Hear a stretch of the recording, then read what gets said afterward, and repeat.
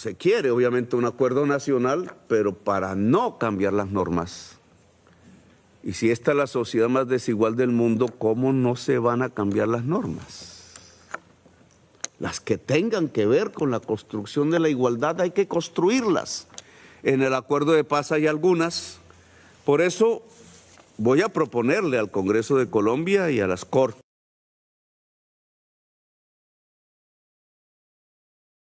le llamaron así en inglés, en Colombia, a un método más rápido para aprobar leyes en el Congreso de la República. Ya se hizo, pero los proyectos de aquella época, gobierno Santos, tuvieron que ver con las fases iniciales del acuerdo de paz con la FARC.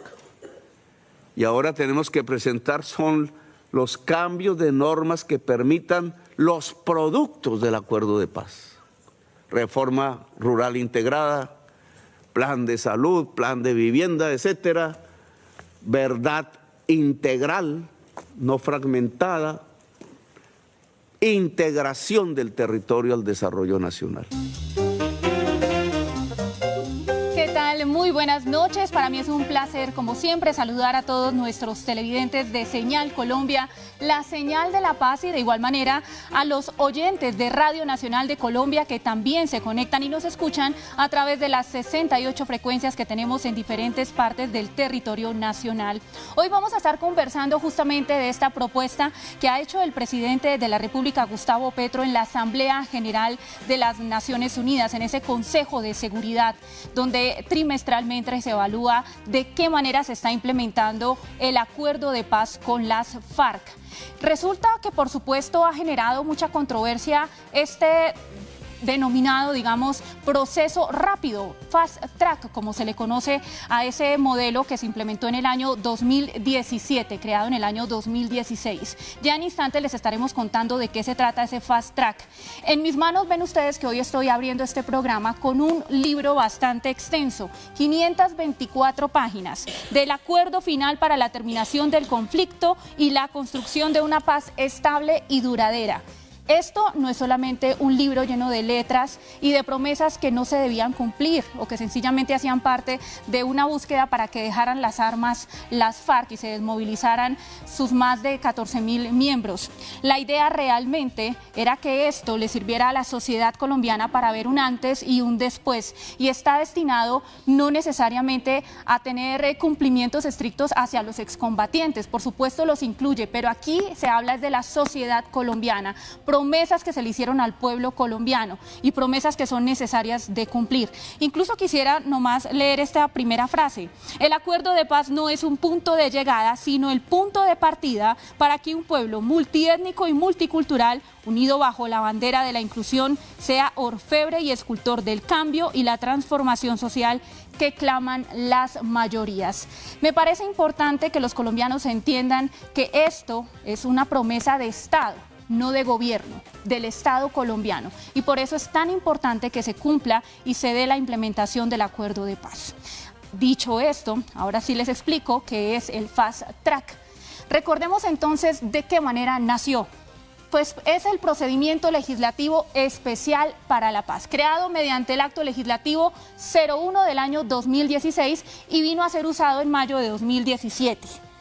Diseñado para facilitar la aprobación de normas esenciales para la implementación del acuerdo de paz en un periodo legislativo reducido. Esto principalmente. Y su función principal, reducir el número de debates en el Congreso requeridos para aprobar leyes y reformas constitucionales. Tiene además unas características, 4 fundamentales que tuvo en su momento, y era que tenía una duración de 6 meses que podría extenderse otros 6 meses. En total duró 1 año. Adicionalmente tiene una segunda característica que vamos a ver allí en pantalla y tiene que ver con que los proyectos de ley lo permitía, esos que tienen urgencia, se gestionaran aún más rápido mediante debates conjuntos y paralelos, tanto en las comisiones como en las sesiones plenarias. Tercer punto o tercera característica que tenía ese fast track. Para las reformas constitucionales se reducía de 8 a 4 el número de debates necesarios. Y un último punto, la cuarta característica, es que las modificaciones a los proyectos de ley solo podían realizarse bajo acuerdo con el gobierno. antes de la fase de debate. Así se limitaba la posibilidad de discusiones detalladas sobre cada artículo. Se votaban entonces en bloque los proyectos. ¿De qué manera podría entrar el próximo 20 de julio? Pues lo estaremos evaluando, si realmente ese sería un mecanismo, si de una u otra manera termina supliendo la propuesta de una constituyente, también lo evaluaremos. Y el presidente ha hablado de 8 propuestas fundamentales que deberían ser incluidas para que puedan tramitarse a través de este mecanismo de Fast Track. Lo estaremos evaluando todo ello con nuestros invitados, a quienes inmediatamente voy a saludar aquí en estudio. Y me encanta tenerlos porque realmente vamos a poder construir un diálogo necesario para que Colombia pueda entender un tema tan importante para el pueblo. Estas son discusiones de país que son absolutamente necesarias y que tenemos que dar bajo la democracia. De eso se trata, de escuchar diferentes voces. Rodrigo Londoño es presidente del Partido Comunes, signatario del Acuerdo de Paz. Bienvenido, gracias por estar aquí, por atender la invitación de RTVC. No, muchas gracias a ustedes por la invitación a RTV, la señal de la paz, y en Radio Nacional, a toda la audiencia, a todos los televidentes y a quienes están allá en esa Colombia profunda escuchando a Radio Nacional. Aquí estamos a su disposición. Muchas gracias, Rodrigo. También saluda a David Fernando Flores Ballesteros, director de Gobierno, Derechos Humanos y Paz del Departamento Nacional de Planeación. Bienvenido, qué gusto tenerlo aquí, David. Ana María, un saludo para ti, para Rodrigo, para Antonio, para todas las personas que nos ven y nos escuchan en este momento, en este debate tan importante. Muchas gracias y termino estos saludos con Antonio Sanguino, ex senador directivo del Partido Alianza Verde. Qué gusto también tenerlo aquí, ex senador Sanguino. El gusto es mío, Ana María, gracias por la invitación y por supuesto también un gusto compartir con Rodrigo y con David y con la gente, los colombianos y colombianas que siguen esta señal que es la señal de la paz. Muy bien, pues antes de entrar propiamente en la pregunta del Fast Track, me gustaría escuchar las intervenciones de nuestros invitados pensando en las palabras del presidente Gustavo Petro en la Asamblea General, en el Consejo de Seguridad de Naciones Unidas, el jueves 11 de julio. Y quiero preguntarle a usted, Rodrigo, porque justamente antes de esa reunión, de esa intervención del presidente, usted tuvo la oportunidad de reunirse en Casa de Nariño con el primer mandatario de los colombianos y hablar de ese proceso de paz y su implementación. De ese discurso, ¿qué destaca usted o qué le hubiera gustado incluso que se hubiera mencionado adicional? Bueno, primero que todo yo quiero resaltar la importancia del hecho que se dio. Creo que los colombianos tenemos que dimensionar la importancia que el jefe del Estado hubiera participado en esta sección del Consejo de Seguridad, donde examina la implementación del acuerdo que firmamos entre las distintas FARC y el Estado colombiano. Y acompañado de un representante nuestro, de un representante de los firmantes, Diego Tobar, conocido en nuestras filas como Federico Montes, quien estuvo allí y tuvo una buena participación, además tuvo muy buen recibimiento. No era fácil viajar a los Estados Unidos de cualquier miembro que ha sido integrante de las FARC-EP, que en su momento fue considerada una organización terrorista por los Estados Unidos. Esto muestra que las cosas están cambiando y están cambiando para bien. Que han podido estar los dos frente al Consejo de Seguridad, creo que es de mucha importancia y los colombianos tenemos que valorarlo en su verdadera dimensión, en lo que eso significa para el futuro de la paz en Colombia. Yo he escuchado atentamente el discurso del presidente, he tratado de tomar notas, fue muy importante y yo creo que es una exposición muy gráfica de la situación de Colombia, del momento que estamos viviendo, de lo que ha sido el acuerdo y de lo que está pasando en este momento y las dificultades para su implementación. Dificultades que las hemos venido tratando nosotros durante estos 8 años, cada 3 meses en el Consejo de Seguridad. Nosotros siempre nos reunimos con los embajadores de los países que representan al Consejo de Seguridad aquí en Bogotá, les damos a conocer nuestras inquietudes, ellos las transmiten a los embajadores allá en Naciones Unidas y casi siempre son recogidas y plasmadas en las discusiones que allí se dan, en las recomendaciones que hacen al gobierno colombiano. Ha sido un pilar fundamental de destacar de la intervención del presidente Petro, más que del contenido y de la forma que fue muy importante, la forma pedagógica como lo realizó, que nos vuelve la esperanza, nos vuelve, renace la esperanza. Mire, uno hay veces allá en la soledad, cuando se acuesta uno ahí y a pensar y a meditar lo que está pasando cuando estamos sumando 427 compañeros firmantes asesinados, cuando están desplazando la gente de los espacios territoriales, lo que está pasando en Miravalle, cuando ve la situación de inopia de una gran cantidad de compañeros que no han podido arrancar con los proyectos productivos, uno dice, ¿sería que nos equivocamos en lo que hicimos? Pero hechos hechos históricos como este nos tienen que hacer renacer la esperanza y sacar la conclusión, no nos equivocamos. Este es el camino. Y yo creo que en los 8 puntos que usted señalaba que planteó el presidente, sí, son muy importantes. Pero más allá de eso es el compromiso de empujar la implementación, y un hecho significativo que también quiero resaltar aquí es el nombramiento del ministro Cristo, y que le ha dado la tarea de articular todas las instituciones, que era una de las quejas que siempre teníamos ante el Consejo de Seguridad. Yo creo que el Consejo de Seguridad debe haber valorado este acto del presidente de poner a un ministro para que articule las instituciones, porque era uno de los grandes problemas que hemos tenido durante estos 2 años, que no han permitido plasmar en la práctica la voluntad política que uno sabe que tiene el presidente Petro de trabajar por la paz, por implementar el acuerdo, y ahora darse uno cuenta de que lo está percibiendo como la base fundamental para poder construir la paz completa, como lo llamamos en La Habana. Muchas gracias, Rodrigo. Pues ha mencionado usted al ministro Cristo y se me viene a la cabeza algo que él también mencionaba frente al discurso del presidente Gustavo Petro en la Asamblea. Y le quiero preguntar eso a David. Decía el ministro, hay que destacar también lo que no sucedió incluso en el discurso. Y era que muchos días atrás se pensaba en que el presidente Gustavo Petro lo que iba a hacer era denunciarle el incumplimiento del Estado colombiano a la implementación de los acuerdos. Y contrario a eso, él mencionó avances y llevó incluso una nueva propuesta. ¿Qué destaca usted adicionalmente y si se le une quizá a eso que el ministro Cristo destacó? Sí, yo destaco 3 cosas. La primera muy importante, y es que el presidente pone en el centro del acuerdo nacional el acuerdo de paz. O sea, necesitamos los colombianos y las colombianas construir un gran acuerdo nacional sobre cuál debe ser el futuro de nuestro país en el corto, en el mediano y en el largo plazo. Y ha dicho el presidente, el primer punto de ese acuerdo nacional es cumplamos el acuerdo de paz, que no es otra cosa que una ruta de transformación territorial, de profundización de la democracia, para que los colombianos y las colombianas podamos vivir mejor. Eso me parece que revitaliza el acuerdo, me parece que pone una discusión sobre un tema concreto que no es otra cosa que la posibilidad de que los colombianos y las colombianas podamos vivir en paz. En segundo lugar, me parece de la mayor importancia que el presidente ha planteado, digamos, una visión sobre el acuerdo de paz.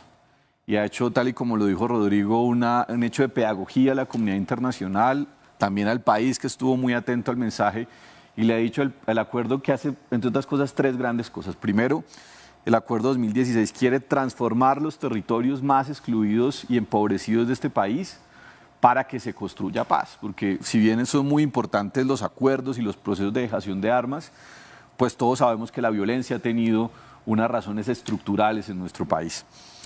Ha planteado también la necesidad de avanzar hacia una verdad completa. Yo creo que los colombianos y las colombianas necesitamos esa verdad para avanzar hacia la paz. Y ha planteado, por supuesto, la reforma rural integral en los términos del acuerdo, una reforma agraria en los términos del presidente, como ejes, digamos, articuladores del conjunto del acuerdo, que sabemos pues que tiene 6 capítulos. Y por último, lo que tú decías, el presidente ha hecho 2 cosas que no son contradictorias. El presidente ha dicho, este gobierno sí ha hecho muchas cosas por la implementación del acuerdo de paz. 58.3 billones de pesos para el cuatrenio hemos destinado. Somos el gobierno que más dinero le ha invertido a la implementación del acuerdo de paz. Este año tenemos destinados 11,2 billones de pesos para su implementación. Hemos avanzado en la creación de 6 zonas de reserva campesina. Le presentamos al Congreso de la República y gestionamos duro la aprobación del acto legislativo de la jurisdicción agraria. Estamos avanzando como ningún otro gobierno en el banco de tierras, tanto en los 7 millones de hectáreas, digamos, para formalización, como en las 3 millones de hectáreas. Nos hemos puesto la meta como gobierno de avanzar en 1.500.000 hectáreas al final de este cuatrenio. Es decir, pusimos en el Plan Nacional de Desarrollo, Rodrigo, el Sistema Nacional de Reincorporación, que era, digamos, una de las deudas pendientes de la implementación. Bueno, entre muchas, digamos, otras cosas, la actualización del Plan Marco de Implementación, que es algo que suena como muy técnico, que ahorita yo quisiera que habláramos un poco sobre eso, que no es otra cosa de decir cuánto tiempo más nos vamos a demorar en la implementación, cuánta plata más nos va a costar. Y usted me va a decir si se necesitan los otros 7 años que piden. Y sí, claro que sí lo necesitamos y aquí tenemos los datos para eso. Pero dijo eso el presidente, sí hemos hecho, pero también dijo una cosa que es cierta y es que hoy tenemos unos limitantes estructurales para cumplir integralmente el acuerdo de paz. Tenemos una deuda muy grande del Congreso de la República, tenemos una situación fiscal de corto, de mediano y de largo plazo muy difícil, no para cumplir los 200 billones de pesos que se estimó en el 2017, sino para lo que cuesta realmente la implementación del acuerdo de paz. Entre otras cosas, se ha dicho, pues para resolver esos líos estructurales necesitamos un acuerdo nacional y un fast track para adelantar reformas legislativas de diverso orden para cumplir integralmente el acuerdo de paz. Muchas gracias. Y voy a cerrar entonces la ronda con el ex senador Sanguino. Seguramente usted tiene pormenores de ese discurso del presidente Petro allá en Naciones Unidas para llegar, digamos, a tener esos 40 minutos que duró dicho discurso. Se necesitaba también llegar a unos acuerdos incluso dentro de su gobierno, se reunió previamente con el Partido Comunes y demás, y para finalmente él tomar la decisión de, bueno, nosotros somos Estado de todas maneras, representamos al Estado, ir y decir que nosotros no le estamos cumpliendo terminaba siendo un poco contradictorio, aunque lo decía al inicio, gobierno y Estado no son exactamente un sinónimo, ¿no? O sea, el Estado es toda la estructura del Estado colombiano y lleva mucha gente también allí de por medio que ni siquiera hace parte propiamente como del gobierno. Cuéntenos qué conoció usted o qué detalles conoció de eso, como dirían por allí, el detrás de cámaras de eso. No, de eso sabe más David que yo. Pero yo quiero decir lo siguiente, me parece también importante destacar que este discurso del presidente, entiendo que es el primero que ha hecho él como presidente ante el Consejo de Seguridad de las Naciones Unidas, implicaba un balance no de los últimos 3 meses en la implementación del acuerdo como comúnmente se acostumbra en este tipo de escenarios y de reuniones, sino un balance de todos los años de implementación desde el 2016 a la fecha. Luego, entonces era una oportunidad excepcional para el presidente. Primero. Segundo, yo creo que el presidente logró, digamos, unificar las cifras, el discurso, la narrativa de su gobierno en relación con el acuerdo. Morigeró un poco su advertencia de que el Estado estaba incumpliendo el acuerdo. Y yo, digamos, intentando hacer un poco analítico y comprensivo de lo que significaba esa frase del presidente de que este era un Estado que no estaba cumpliendo el acuerdo, quisiera decirlo de esta manera, es que el Estado es un campo de batalla. Es que también dentro del Estado hay esas estructuras de la burocracia pública que son resistentes al cambio y que son resistentes a un acuerdo de paz. No solo en las fuerzas militares, en general, en ciertas alcaldías, en ciertas gobernaciones, en estructuras burocráticas. Hay estructuras corruptas, ¿no?, que están pendientes como el queso detrás, como el ratón detrás del queso, a ver qué se arañan. Ustedes ven que, por ejemplo, en los recursos de Locat Paz ha tenido que hacerse una reingeniería desde Planeación Nacional para cuidar esos recursos, porque paradójicamente quienes hacían campaña por el no y quienes se oponían al acuerdo se embolsillaban los recursos de la paz en los periodos o en el periodo anterior. Usted lo sabe muy bien, Rodrigo, y lo sabemos todos, lo saben los órganos de control, lo sabe la justicia, las marionetas y demás. Así que yo creo que el presidente unificó una narrativa. Y muy importante que lo acaba de decir David, cargado pues del optimismo de Rodrigo que lo ha planteado aquí, y es que el presidente reconoce que hemos cumplido parcialmente, que este gobierno está cumpliendo, que este no es un gobierno que le apueste a una tradición del Estado colombiano de incumplir los acuerdos y de incumplir la palabra, pero que hay unos bloqueos estructurales e institucionales que hay que, digamos, desactivar. Y una parte de esos bloqueos pasan por el Congreso. El presidente le está dando un voto de confianza al Congreso. Él estaba hablando de la constituyente, pero él está diciendo, ahora vamos al Congreso. Sí. Y ahora invito a todas las fuerzas políticas a que hagamos un gran acuerdo en el país y en el Congreso. Y acudamos a un mecanismo ya probado, exitosamente probado, que es el del fast track para terminar lo que está pendiente, casi el 50% de la agenda legislativa que se deriva del acuerdo, ¿no? Hay un tema crucial, que es el sistema general de participaciones, ¿no? El acto legislativo 01, creo que es, en su artículo 3, establece un llamamiento a los gobiernos para que distribuyan mejor los recursos, sobre todo a esa Colombia profunda, a esos territorios excluidos, y eso no se ha cumplido.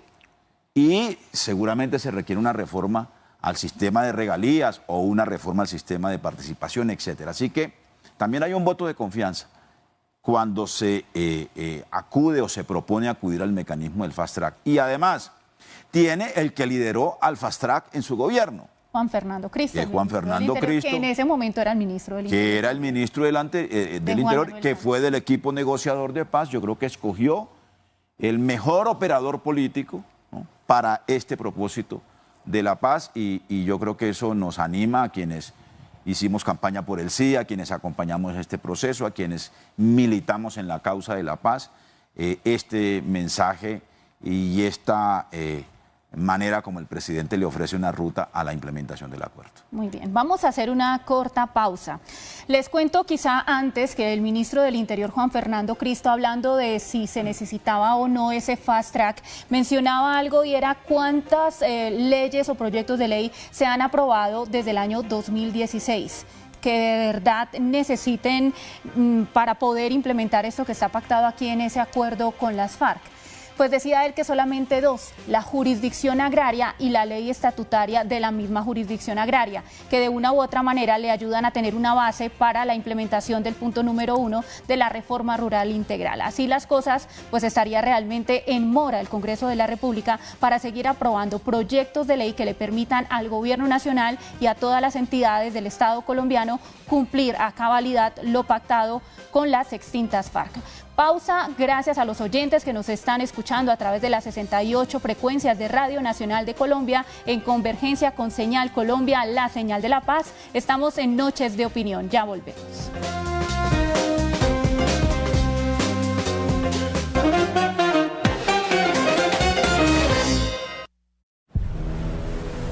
¿Y usted viaja hacia dónde? Para Francia. La maladie gagne du terrain. Un retrato nunca se puede dejar a medias, porque no sabemos si llegamos a puerto y se me desaparece. Mon carrément sur un trafic là. Confisqué. Yo voy a viajar a París a estudiar. Eso va a pasar.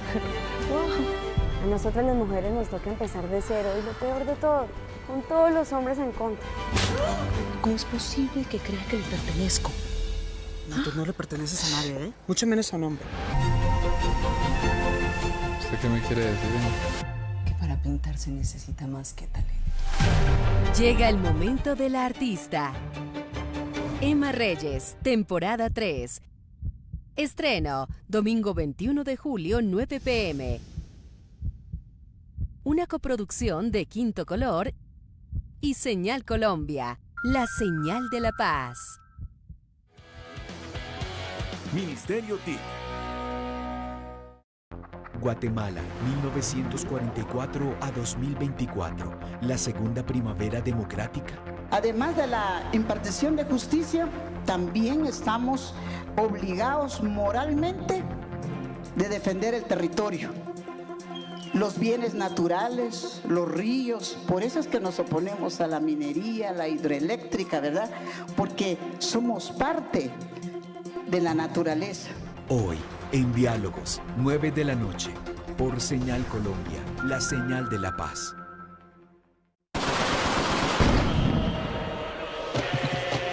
Después de 50 años de guerra, nosotros los guerrilleros de la FARC estamos comprometidos realmente con este proceso. Comenzar una nueva vida no será tan fácil. Por lo que he pasado en mi vida, que son 11 años de militancia más cárcel y todo eso, es imposible que ahora me van a matar.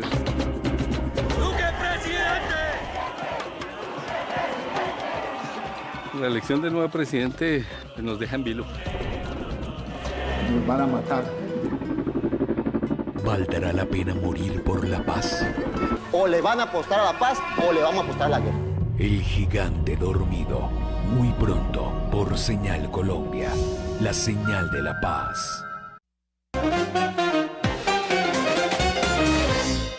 Por eso hay que hacer unos cambios que he propuesto a través de un fast track, que el Congreso de Colombia entre a discutir 8 puntos delineados: la reforma agraria, por ejemplo, el incremento de zonas PEDETs para acoger al campesinado en una forma más general, la posibilidad de una salud para la población, la posibilidad de que los campesinos que hoy están presos por haber participado en economías ilícitas se liberen, la transformación de esas economías ilícitas agrarias en zonas prósperas de economías lícitas, que también implica fuertes inversiones. He hablado de una inversión forzosa del ahorro que pueda ir a aumentar el trabajo y la producción nacional, transformando esas zonas de economías ilícitas en economías lícitas, etcétera. Son 8 puntos.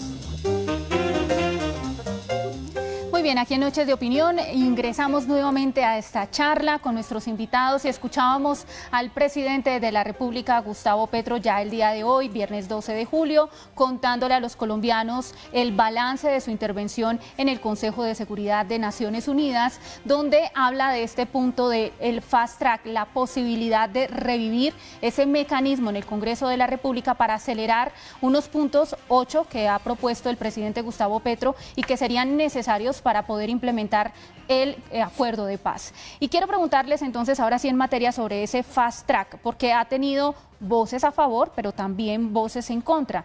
En este caso le inicio preguntando a Rodrigo Londoño si usted considera que es necesario que se implemente un fast track nuevamente, si considera que lo que se ha hecho hasta hoy no es suficiente y existe esa urgencia, porque así lo requeriría, digamos, la misma Corte Constitucional en caso tal de aprobarse esto, para poderle contar además a los congresistas con qué necesidad o con qué urgencia en este momento se requerirían una implementación del acuerdo de paz como para recurrir a ese mecanismo.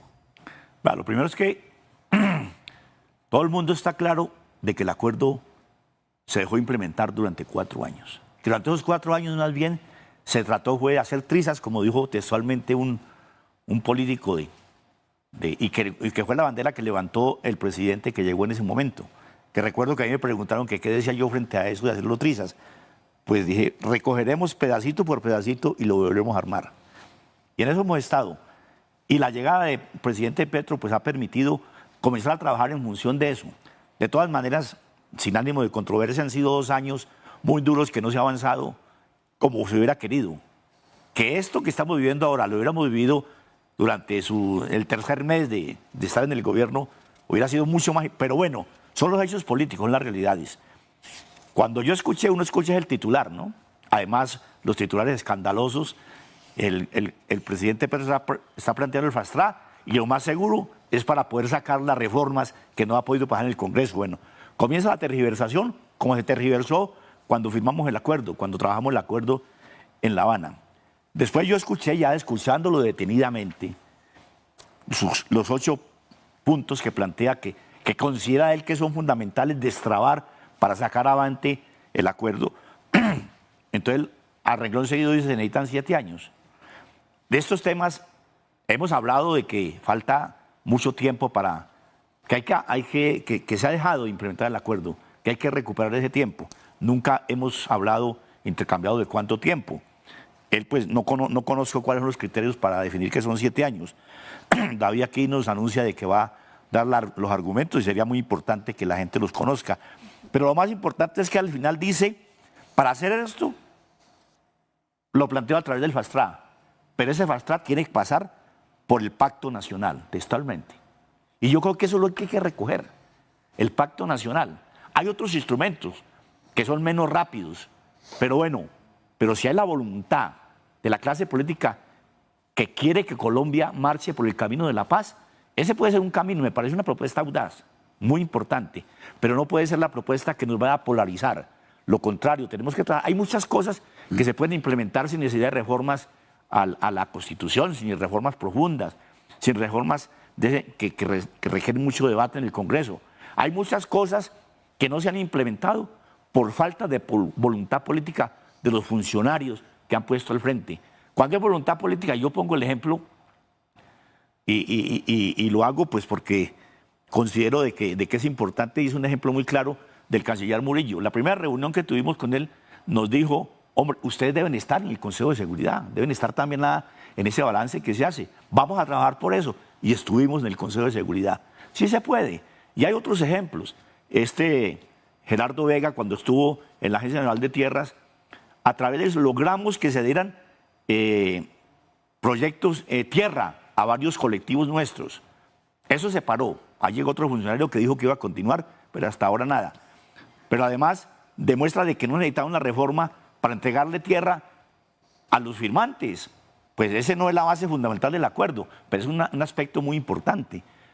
Entonces, esos son ejemplos de que si hay voluntad política, hay muchas cosas. Aquí podemos hacer un largo recorrido. Faltan las 4 emisoras todavía de paz, ahora que estamos por Radio Nacional. ¿Cuánto tiempo duramos para que se ejecutara eso? Falta el canal de televisión que también está ahí planteado en función de hacer pedagogía de paz. Entonces, con el presidente nunca habíamos hablado de ese mecanismo del fast track. Por eso, repito, es una propuesta audaz, pero repito, en el marco en el que lo planteó. Hay que partir de un acuerdo nacional. Muy bien. David, ¿necesario o no necesaria esa posibilidad de un mecanismo como el fast track, revivirlo? ¿Lo ve usted viable además? Porque como está el Congreso, mucha gente dice no es tan fácil. Y si, por ejemplo, se trata de un tema constitucional y entonces, por ejemplo, lo radican por Senado y cae en la comisión primera, entonces allí no hay mayorías, etcétera, etcétera. Entonces, cuando los ánimos no están como al inicio del gobierno, cuando se llama la luna de miel, digamos que todavía se pueden hacer bastantes cosas en el Congreso, y cuando hay tantas trabas, ¿existe la posibilidad de que pueda tener un futuro positivo, que haya un buen resultado con ese fast track? Pues María Camila, lo primero que yo... Olvidé por hablarlo. Ana María, lo primero que debe quedar claro es que es absolutamente necesario. Y creo que la realidad es el principal argumento. El principal argumento es que estamos a cumplir 8 años del acuerdo de paz y tenemos una enorme deuda legislativa con el acuerdo de paz. El presidente Duque no presentó un solo proyecto de ley al Congreso de la República para implementar el acuerdo de paz. Por el contrario, acompañó actos legislativos que buscaban modificar la Jurisdicción Especial de Paz. Este gobierno, que tiene toda la voluntad de paz, ha presentado varios proyectos en la vía de implementar el acuerdo de paz. Y solo, realmente hay que decir, solo ha podido, construyendo mayoría, solo ha podido sacar adelante la jurisdicción agraria, el acto legislativo, la ley estatutaria, pero no pudo con la ley, no pudo sacar la ley ordinaria. Presentó la ley de garantías a la participación y la protesta, que está en el punto 2 del acuerdo de paz, ha sido un día. Tenemos, digamos, sobre eso yo diría 2 bloques de deudas. La primera, las que están explícitamente contenidas en el acuerdo de paz, absolutamente cardinales. Del punto 2 de participación política no tenemos la reforma política, no tenemos la reforma electoral, no tenemos la ley estatutaria de garantías a la participación ciudadana. Del punto 4 no tenemos el tratamiento penal diferencial, no tenemos la modificación a la ley 152, que es la del Sistema Nacional de Planeación, no tenemos la modificación a la 1448, que es la ley de víctimas, solo por mencionar algunas de ellas. Es decir, realmente sí hay una enorme deuda de lo que dice taxativamente el acuerdo. Ahora bien, el presidente va más allá, porque lo cierto y lo real es que a 8 años de haberse firmado el acuerdo de paz, tenemos un horizonte real de qué necesitamos para avanzar hacia la implementación del acuerdo. Y yo aquí, digamos, un poco debatiendo también con Rodrigo, el tema de tierras me parece que es el principal ejemplo. El acuerdo de paz establece un fondo de tierras de 10 millones de hectáreas, 7 millones de hectáreas formalizadas y 3 millones de hectáreas, digamos, que se entrega. Tierra nueva que se le entrega al campesino, a la campesina o al poblador del mundo rural. Este gobierno tiene la voluntad política. 3 millones, si no estoy mal, esa es la meta. La meta es 1.500.000 en este gobierno. En este gobierno. Lo que sería la reforma agraria más importante en toda la historia de este país. Ningún gobierno ha avanzado a una meta de esa naturaleza. Este gobierno tiene la voluntad política. Le ha puesto a la Agencia Nacional de Tierras en una sola vigencia presupuestos que duplican o triplican lo que han tenido todas las entidades del mundo rural en otros gobiernos.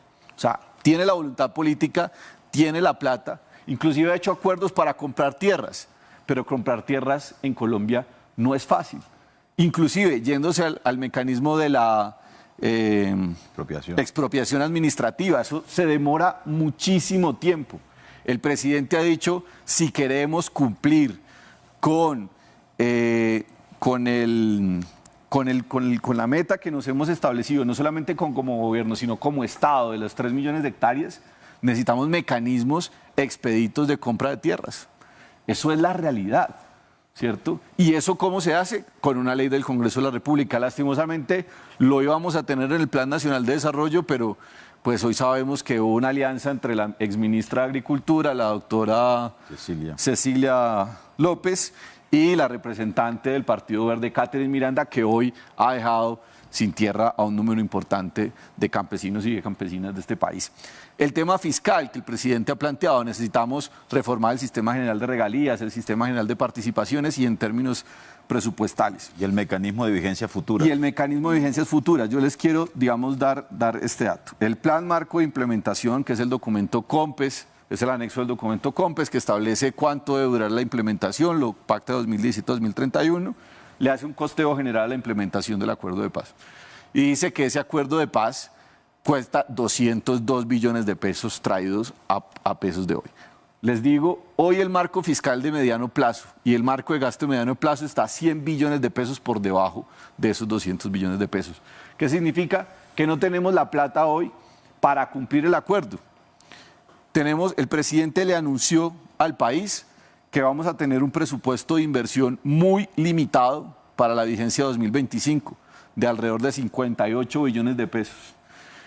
Buena parte de ellas, la mayoría de ellos, gastos no flexibles, es decir, comprometidos, sistema general de participaciones, destinaciones específicas.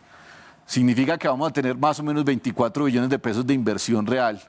Eso no se compadece con la posibilidad de implementar el acuerdo de paz. ¿Eso qué significa? Que tenemos que entrar a discutir cómo podemos coger sistema general de regalías, más allá de lo de LOCAT Paz, cómo podemos poner sistema general de participaciones y en general los diversos sistemas de presupuestación. Y el presidente ha sido muy claro, de hecho, necesitamos discutir esto. Tercero, y digamos, el tema de los PEDET. Los PEDET fueron creados por decreto ley, es decir, solo pueden ser modificados o por otro decreto ley o por una ley. Y pues un decreto ley necesita, digamos, una autorización extraordinaria, es decir, una ley. Y el presidente ha dicho algo que es totalmente cierto. Cuando uno aplica los 4 criterios con los que se crearon los PEDET, y Rodrigo lo sabe, y yo sé que Antonio lo sabe, y yo sé que tú lo sabes porque decía ahorita fuera de cámaras de que eras una periodista que se le dio el acuerdo, pero para que los oyentes y televidentes lo sepan, 170 municipios del país fueron definidos a través de los siguientes criterios. 1, hechos victimizantes, un nivel importante de hechos victimizantes, baja capacidad institucional, pobreza multidimensional y presencia de cultivos de uso ilícito. Cuando uno le aplica esos 4 criterios, son mucho más de 170 municipios. Nosotros hemos hecho ese ejercicio en el Departamento Nacional de Planeación y nos da que realmente uno debería avanzar por lo menos a que 256 municipios de este país deberían ser PEDET. 256 municipios de este país deberían ser PEDET. Necesitamos una ley de la República para eso, ¿cierto? Entonces, yo sí creo que es absolutamente necesario e indispensable. Y que si es viable, yo digo una cosa, si hay voluntad política, todo se puede. Y el presidente lo ha dicho con absoluta claridad, lo recogió ahorita Rodrigo, el presidente ha planteado, hagamos un acuerdo nacional para cumplir el acuerdo.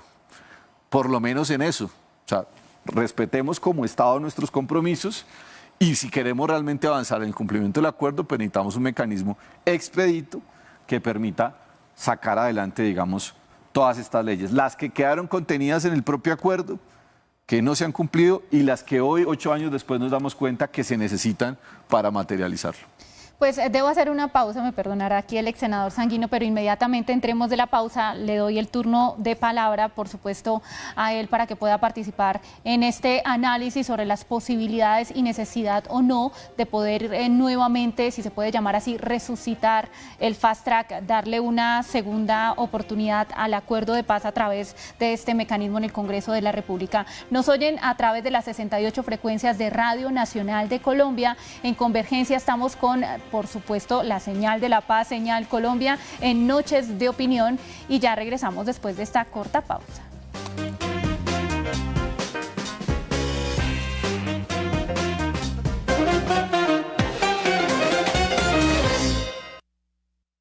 Radio Nacional de Colombia transmite una de las carreras más importantes del ciclismo mundial. Tour de Francia 2024. Del 29 de junio al 21 de julio, a partir de las 8 de la mañana, por nuestras 68 frecuencias que puedes consultar en www.radionacional.co. Tour de Francia 2024. Radio Nacional de Colombia. Faltan 13 días para vivir las emociones de los Juegos Olímpicos París 2024. Radio Nacional de Colombia, radio oficial de los Juegos Olímpicos. Los sonidos que despiertan al campo colombiano también se pueden ver. El campo en la radio, ahora en la televisión. Madrúguele a la información del agro en Colombia. El campo en la radio TV, de lunes a viernes desde las 4 de la mañana, por Radio Nacional y Señal Colombia, la señal de la paz. Hola, mi nombre es Jessica García, pues yo soy argentina, activista por Palestina, y creo que hoy la esperanza es que Palestina resista y finalmente podamos ver una Palestina libre para el pueblo palestino. La paz es paz con justicia. Si no hay justicia, no hay paz. Si no hay reconocimiento de los derechos humanos de todas y todas, no hay paz posible sin el reconocimiento de toda la libertad del pueblo palestino en este momento. Concierto de la Esperanza, Latinoamérica Solidaria. Radiónica y Señal Colombia, la señal de la paz. Guatemala, 1944 a 2024, la segunda primavera democrática. Además de la impartición de justicia, también estamos obligados moralmente de defender el territorio, los bienes naturales, los ríos. Por eso es que nos oponemos a la minería, a la hidroeléctrica, ¿verdad? Porque somos parte de la naturaleza. Hoy, en Diálogos, 9 de la noche, por Señal Colombia, la señal de la paz.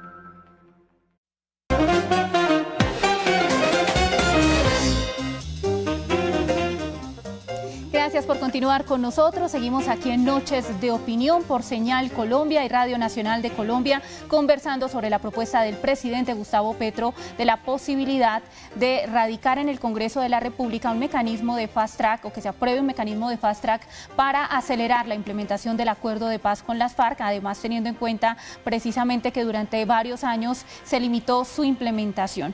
Quiero preguntarle, por supuesto, al senador Sanguino, usted que conoce también tanto cómo son las movidas políticas del Congreso, por supuesto usted pasó por allí y conoce también cómo está la situación sobre esa viabilidad. Hay quienes dicen se necesitaría sustentar que de verdad se necesita con suma urgencia poder implementar el fast track, porque una cosa fue lo que ocurrió durante el gobierno de Juan Manuel Santos, es decir, esa necesidad porque estaban en pleno proceso, porque se necesitaba poder implementar rápidamente, y si se hubiera tomado los tiempos que habitualmente se toman, pues esto sería aún más lento.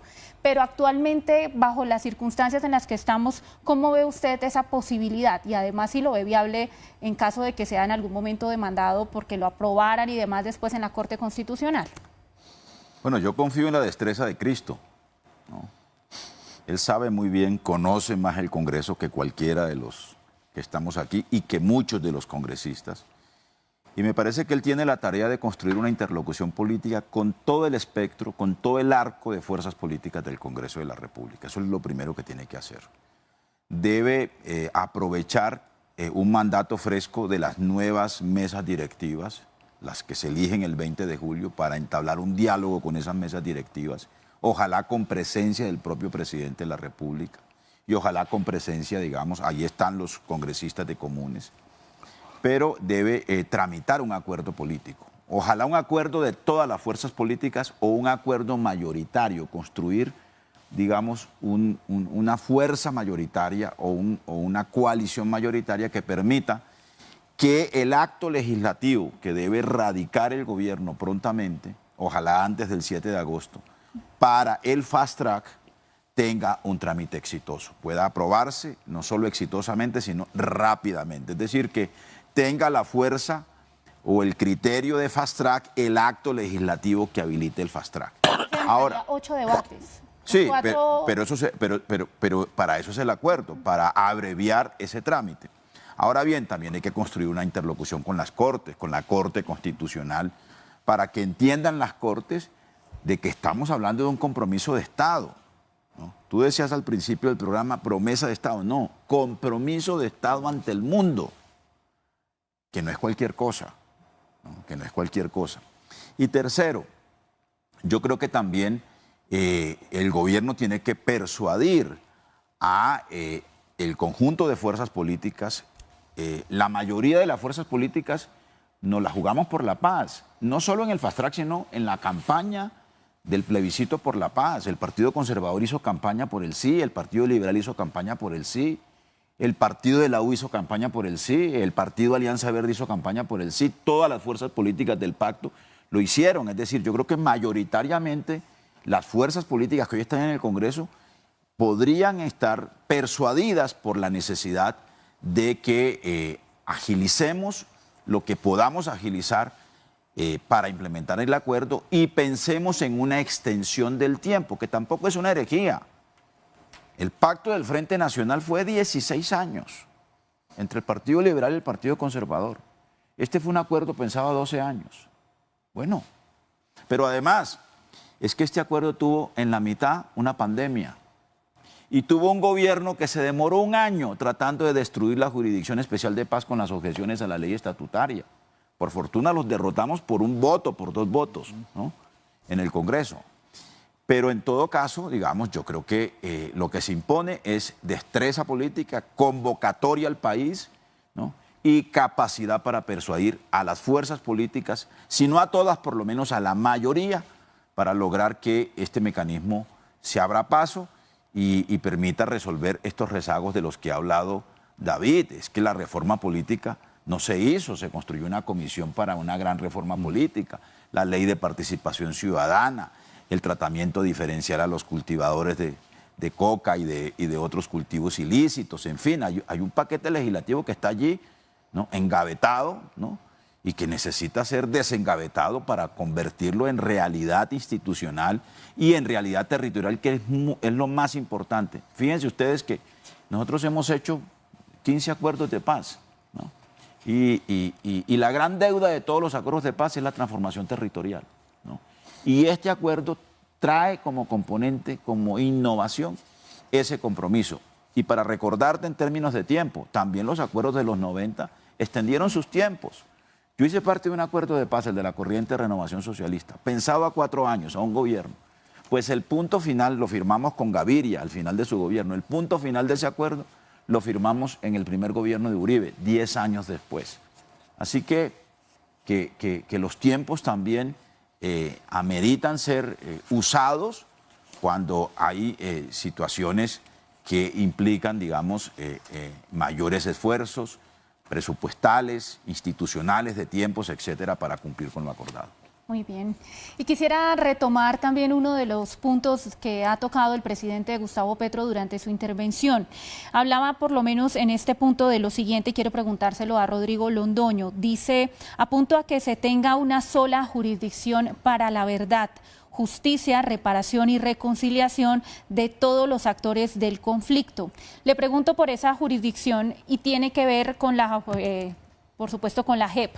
La JEP es la que fue creada a través del acuerdo de paz con ustedes, pero también le pregunto por la justicia y paz, que termina siendo otro mecanismo, y a diferencia, muchos creen que es probable que más adelante, si hay otros actores, se tengan que crear entonces nuevas jurisdicciones especiales para la paz.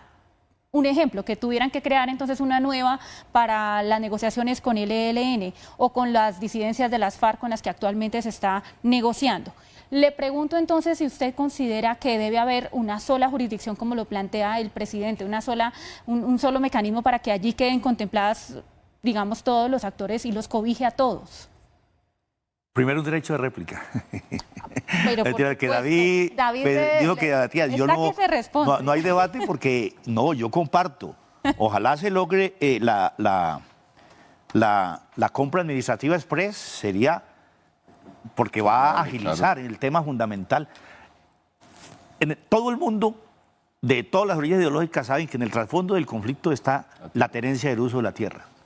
Pero en el punto 1 del acuerdo también está planteado la construcción de un banco de tierras, y plantea de a dónde se va a alimentar ese banco. Y yo recomendaría de que se relea eso y se mire que si hay voluntad política, pues no vamos a recoger ahí las 3 millones, no, en un año, en 6 meses, pero hombre, se va avanzando. Es que mire, la gente vive de los resultados, de que sienta de que sí se está trabajando en función de implementar las cosas, que sienta que sí está llegando. Bueno, lo del tribunal, ustedes saben que nosotros fijamos una posición pública, incluso acompañamos en el presidente sus opiniones frente a cómo se estaba descarrilando un poco la JEP.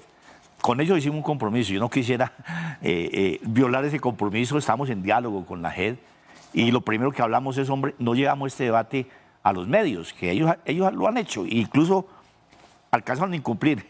Pero bueno, no quiero aquí aparecer incumpliendo. Nosotros, esa se construyó como el tribunal de cierre, pero la complejidad de la situación, la dinámica, la forma como ha evolucionado el tema, la fragmentación de la verdad, en lo cual estamos completamente de acuerdo con la posición del presidente Petro, yo creo que sí ameritan de que se estudie la posibilidad de crear un tribunal de cierre. Pero eso sería fruto también en el marco de ese acuerdo político nacional. Y es que ahí, David, hubo bastante controversia, o siempre lo ha habido, con respecto, por ejemplo, también a los terceros civiles. Ese tema de los terceros civiles, que la Jurisdicción Especial para la Paz de una u otra manera no logra del todo cobijar. Además, porque dice el ex senador Sanguino, logramos salvar cosas, pero hay que pensar que esa misma Jurisdicción Especial para la Paz, como se la plantearon o como la imaginaron en su momento y la negociaron en La Habana, finalmente no termina siendo realmente la misma que se planteó, sino que tiene unas modificaciones en el camino. Y ese punto ha sido una fuerte crítica. Por supuesto que se esperaría más de eso, porque adicionalmente, entre otras cosas, hay quienes mencionan la posibilidad de, cuando el presidente habla de actores, a quienes se refiere. Entonces, la tergiversación es que va a cobijar entonces también una jurisdicción a los del Clan del Golfo. Y hoy decía el ministro Cristo, no, porque no son actores políticos, pero no queda muy claro. Yo diría, digamos, el presidente ha planteado una cosa que en mi opinión es cierta. Yo sé que es muy controvertida, pero que es absolutamente necesaria. Yo creo que un jefe de Estado no puede estar pensando solamente en lo que no es controvertido o en lo que es popular. Y lo cierto es que hoy, lastimosamente, la Jurisdicción Especial de Paz no puede ser un organismo de cierre. ¿Por qué no lo puede ser? Primero porque tú mencionaste 2 momentos importantes. El acuerdo del 26 de septiembre de Cartagena y modificaciones que surtieron con el 24, digamos, el acuerdo de noviembre. Pero la Corte Constitucional dijo una cosa, digamos, clara, que en mi opinión fue muy negativa, y es la imposibilidad de que los terceros civiles fueran a la Jurisdicción Especial de Paz. Y es claro que aquí hubo actores políticos, de partidos políticos legales, empresarios, solo por mencionar, digamos, 2 actores que han patrocinado el conflicto armado. Acabamos de ver una sentencia en los Estados Unidos contra una transnacional, contra una empresa que financiaba paramilitares para que matara sindicalistas y para que matara personas. Y así, digamos, pasaron en muchos casos. Pero no puede ser un organismo de cierre también, por lo menos por ahora, por los propios procesos de paz en curso, ¿cierto? ¿Qué pasará si en un año, año y medio tenemos acuerdo con el Ejército de Liberación Nacional? ¿O qué pasará si tenemos un acuerdo, por ejemplo, con la segunda Marquetalia, ¿cierto? Es decir, ahí hay o sea, la guerra no ha terminado en el país, ¿cierto? La guerra continúa. Y evidentemente para que podamos pasar de la guerra a la paz, hacer esa transición política, pues tenemos que encontrar una forma judicial para darle un cierre a esto, en perspectiva, por supuesto, de justicia transicional. Y no es animadversión a la Jurisdicción Especial de Paz. Por más que quiera un magistrado de la JEP, no lo puede hacer. Insisto, por la imposibilidad de que los terceros civiles estén, por la imposibilidad, por ejemplo, de juzgar hechos asociados a la Ley de Justicia y Paz, y por un hecho pues natural y obvio pues de que cuando se creó la JEP no estaban, digamos, otros procesos de paz, digamos, en curso, y pongo un caso que es difícil pero que es realidad y que el gobierno ha decidido establecer una mesa de conversaciones, que es el caso, por ejemplo, de la segunda Marquetalia. Entonces, tenemos que hacer reformas allí, hay que pensarlo.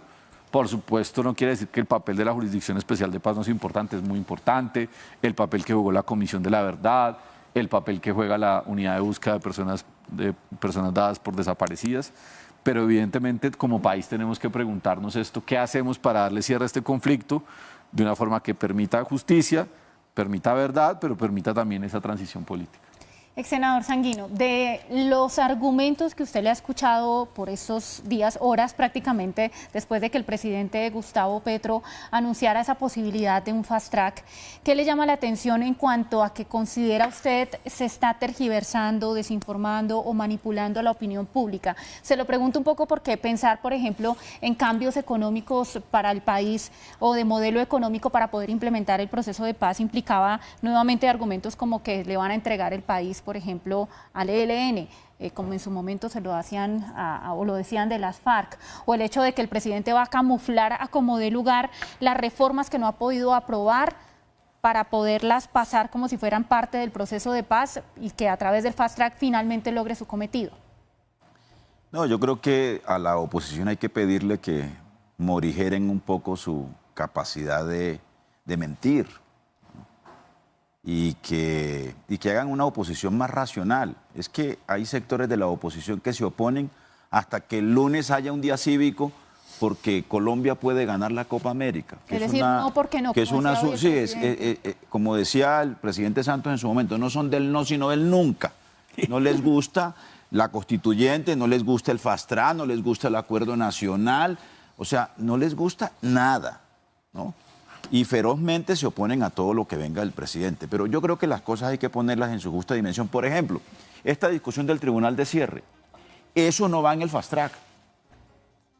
Esa es una discusión del acuerdo nacional, pero no va en el fast track.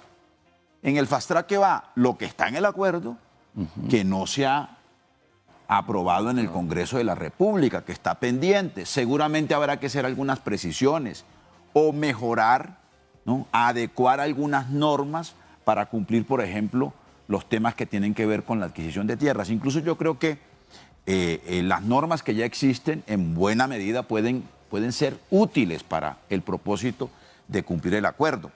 Pero digamos, el fast track tiene unos límites, ¿no? Tiene un temario acotado que tiene que ver con la implementación del acuerdo. Hay otros asuntos que tienen que ver con el acuerdo nacional, ¿no? Como por ejemplo este tema de un tribunal de cierre. El propio expresidente Uribe propuso hace un año un indulto político, ¿no? ¿Y eso qué es? Pues que haya un cierre, ¿no?, del fenómeno de la parapolítica y de los políticos que terminaron inhabilitados por cuenta de asociarse y de aliarse con bandas criminales, ¿no? Eso hace parte del debate sobre un cierre definitivo y total del conflicto colombiano. Ahora bien, el tema del Clan del Golfo. Hombre, ya la Corte Constitucional lo dijo cuando examinó la ley de paz total. Dijo, se necesita una ley para el sometimiento a la justicia de aquellos grupos que no tienen motivación o naturaleza política. Así que eso está planteado. ¿Puede hacer parte del fast track? Yo creo que no, pero sí puede ser parte de una discusión de acuerdo nacional. Y mucho menos las reformas que deben tener el trámite en el Congreso que ha planteado el presidente de la República. Y yo no creo que el presidente se atreva a meter de contrabando temas que no tienen que ver con los que motivan la idea de un fast track como mecanismo de trámite rápido en estos momentos. Pues así cerramos estas noches de opinión. Ya se me ha acabado el tiempo, lastimosamente. 30 segundos. Rodrigo Londoño, presidente de Partido Comunista, gracias por haber estado acá. 30 segundos. Es que en el Consejo de Seguridad le plantearon al presidente de que tenga en cuenta en el marco de la paz total los protocolos, que es algo que nosotros le hemos planteado varias veces. Se necesitan protocolos serios, claros con estos grupos en que se garantice que no se sigue atentando contra la vida de los firmantes ni contra los líderes sociales. Muchas gracias, así es. David Fernando Flores Ballesteros, director de Gobierno, Derechos Humanos y Paz del Departamento Nacional de Planeación. Gracias. Muchas gracias. 2 mensajes. Me uno a la condena, por supuesto, al asesinato de líderes sociales y de firmantes del acuerdo de paz. Eso no puede seguir pasando. Y 2, la actualización del plan marco de implementación nos dirá cuánto tiempo puede o debe prorrogarse el acuerdo. Antonio Sanguino, ex senador directivo del Partido Alianza Verde. Muchas gracias. Muchas gracias. Y ojo al mensaje de Mancuso, que venga Simón Trinidad también como gestor de paz. Feliz noche, televidentes y oyentes de Radio Nacional de Colombia. Esta Señal Colombia, la señal de la paz. Que estén muy bien.